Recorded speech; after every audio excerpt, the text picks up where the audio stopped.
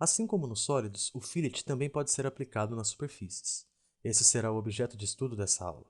A aplicação de fillet em superfícies também é uma tarefa muito simples e que muito auxilia no desenvolvimento do projeto.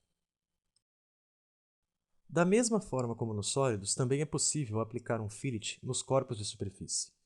Porém, para isso acontecer, é preciso que estes corpos de superfícies estejam costurados. Notem aqui na árvore de projetos que, neste exemplo que eu criei, eu tenho 4 corpos de superfície. Esta tampa, aquele outro corpo pequeno, a tampa do fundo e as paredes. E todos eles não estão costurados. Então, se eu tentar aplicar um fillet aqui, veja, eu vou vir aqui até o botão de fillet e vou tentar selecionar uma aresta. O SolidWorks não permite, por mais que eu clique na aresta. Antes de eu aplicar o fillet, então, eu tenho que fazer a costura. Então, eu vou costurar essas superfícies e nós vamos ver com mais detalhes este comando de costura posteriormente. Mas agora eu vou costurar essas superfícies e transformar todos esses corpos num único corpo de superfície. Ele ainda é um corpo de superfície, mas agora é único.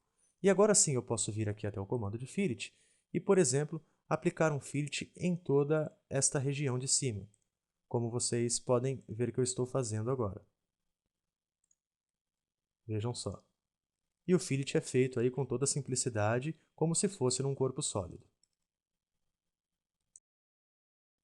Assim como nos sólidos, e de uma vez que os corpos de superfícies estejam costurados, eu posso também trabalhar com as opções de fillet que nós trabalharíamos como num corpo sólido.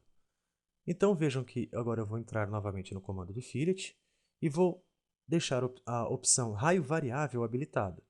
E vou aplicar um raio nessa aresta. Vou começar aqui na base do raio com um valor de 20 milímetros, um raio de 20, e aqui no final eu vou colocar um raio de 5 milímetros.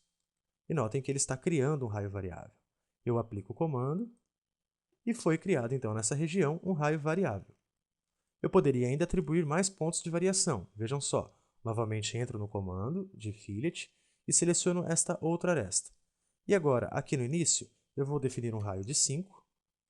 Já neste outro ponto, eu vou definir um raio de 15. E mais aqui acima, eu vou definir um raio de 30.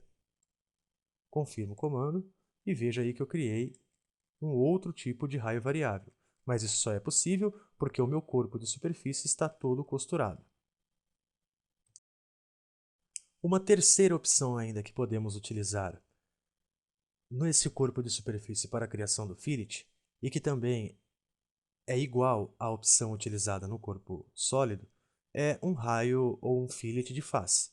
Então eu entro novamente aqui no comando de fillet e deixo habilitado aqui na barra de propriedades a opção fillet de face. E agora eu vou selecionar a primeira cadeia de faces, que será este fundo. Vou mudar a direção para que a seta fique para cima e faça o raio exatamente aqui, em toda a região. E selecionando a segunda caixa, eu vou selecionar o segundo grupo de faces, que será todo o resto. Também vou mudar a direção desta seta, para que ele faça o raio para dentro, como vocês já podem ver na pré-visualização. E assim como no corpo sólido, fazendo um fillet de face, ele vai ignorar esta geometria, porque eu selecionei apenas esta cadeia de face e esta outra cadeia de face, e então ele vai criar o fillet ignorando toda aquela outra geometria. Eu aplico o comando e veja que o fillet foi criado com sucesso em um corpo de superfície, da mesma forma como nós faríamos com um corpo sólido. Nós concluímos com esta aula que também é possível aplicar fillet em corpos de superfície, desde que todos os corpos de superfícies estejam totalmente costurados. Sendo assim, nós podemos ajustar da mesma forma que faríamos com o sólido todas as opções de fillet no momento da aplicação deste fillet num corpo de superfície.